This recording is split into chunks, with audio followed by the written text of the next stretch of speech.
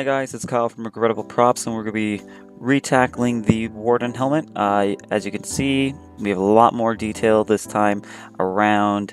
We're going to be adding some rivets, some other detailing trim piece that goes around the base of the helmet, and the face shield was entirely correct, but I did the best I could based off the gameplay I had or the footage I had seen from the trailers and some stills that they provided.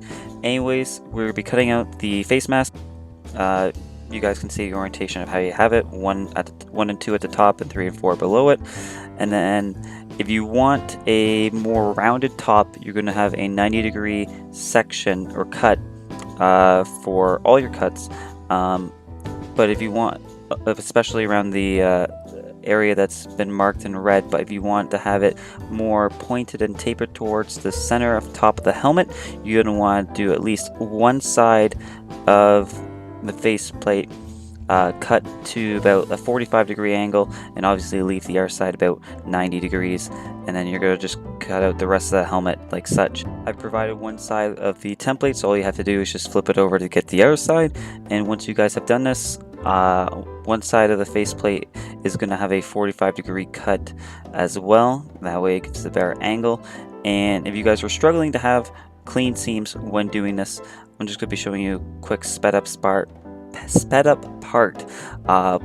But just slowly work down. Try not to glue it all at once, and just glue as much as you can in regards to keeping that section flush together, because as you can see, farther down from my hands, there's sections that wouldn't quite meet up yet, but you just gotta slowly work your way down until you are able to finish it up, and just take your time. That's the best advice I can give for that section.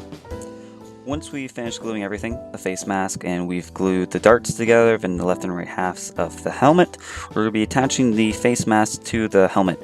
I have roughly marked out where you guys would probably want to put the face mask, but obviously you guys can adjust this to however you want.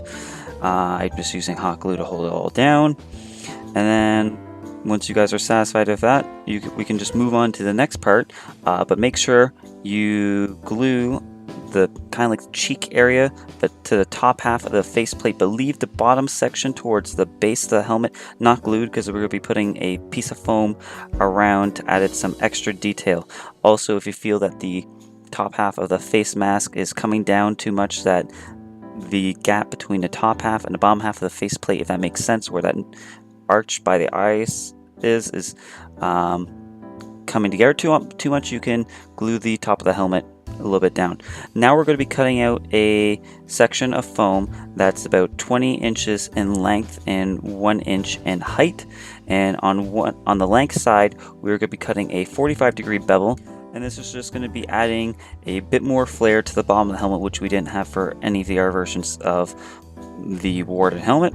I'm just going to be using hot glue, and we're just going to wrap it around. You guys may need to adjust it depending on your helmet or size of your helmet, but make sure a little bit of that trim piece goes underneath the face mask, like you can see on this screen currently, and you may need to add a little notch in the back just to remove some foam for where it would pass the back section of the helmet.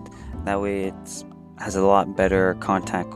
Now we're just adding some extra detail, some battle damage. This is completely up to you guys' preference. I'm just going in on 45 degree on one angle, and then coming in on another 45 degrees on the other side to add some blade marks. You guys can do this however means you want. And then I'm going to be going over the helmet with a Dremel to add some more detail. If you guys don't have a Dremel, you can just score the outside of the faceplate, or go in with like a 45 to make like a V cut around. I've traced it on the template of the face mask or face shield to give an outline for you guys, but I'm just going over roughly with a Sharpie, because I'm going to be adding all these details with a Dremel.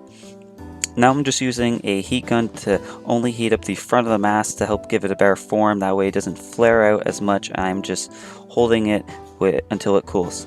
Now I'm using a sanding bit on my Dremel or rotary tool to just around the edges of the faceplate, as well as the trim that goes around the base of the helmet. That way it seems a little bit more natural, and you don't have those hard edges which you wouldn't necessarily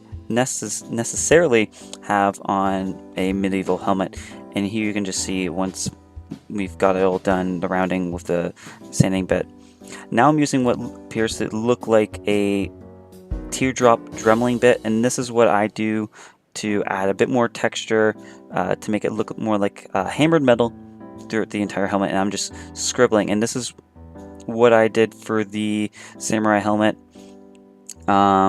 You can see there's a few sections on the helmet where I've marked out in a rough circle-ish odd shape, but those sections are to add a lot more depth to make sure the surface is not even.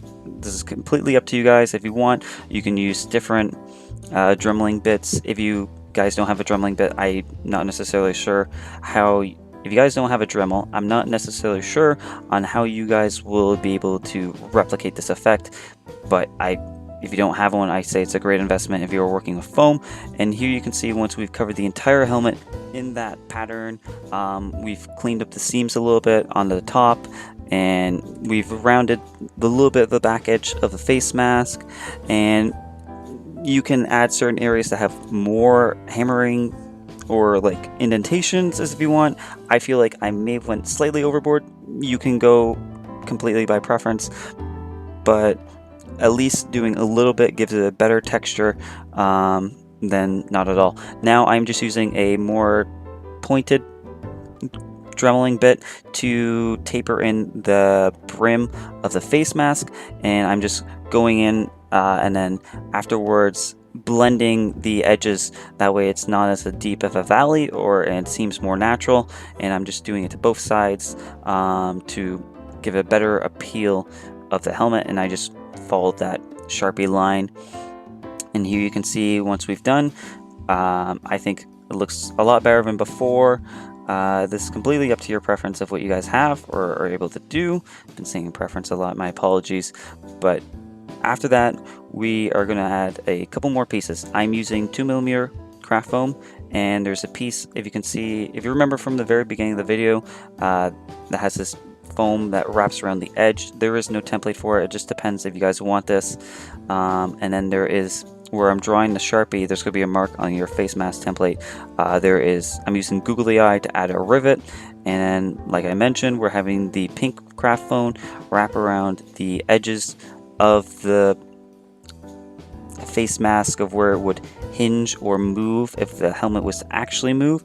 And once we're done, you just go see it on screen. The googly eyes for the rivet. You could use a bigger one or a smaller one, up to you. It's completely up to you guys and what you have. There is actually, on the right side of the face, there is a hook latch, and that's to stop the helmet from moving and such, but I didn't add that detail at the time. I then coated the entire helmet in 2 to 3 coats of Mod Podge with a sponge brush, and used a hairdryer to make it go faster for drying. Then I coated the entire helmet in black and mixed a black and silver together to get a much darker metallic look. And after adding the same colors that I did before, the blue on the right side of the face mask and the white, and many different layers of weathering, you guys can now see what the helmet looks like right now. And hopefully you guys have been able to achieve the same look. I forgot to mention at the beginning of the video that the templates are going to be in a link, and they're going to be on a Google Docs on a PDF format, and the paper is set for 9 by 11. If you guys do this, you can send it to me. If you guys do make any of the tutorials I have posted online, or have any questions, I do want to apologize for the questions, because sometimes YouTube does not give me a notification right away. And if you guys ever want to share or want to get a quicker response, you can send me a message over to my Facebook profile, Facebook account, Regrettable Props, and probably get a much sooner response, because I'm gonna get a notification from that for sure, unlike the YouTube, which can be sporadic and not send me notifications. Anyway, so this has been Kyle from Regrettable Props. I hope you guys have been able to follow this tutorial through. If not, enjoyed it, and I hope you guys have a good day.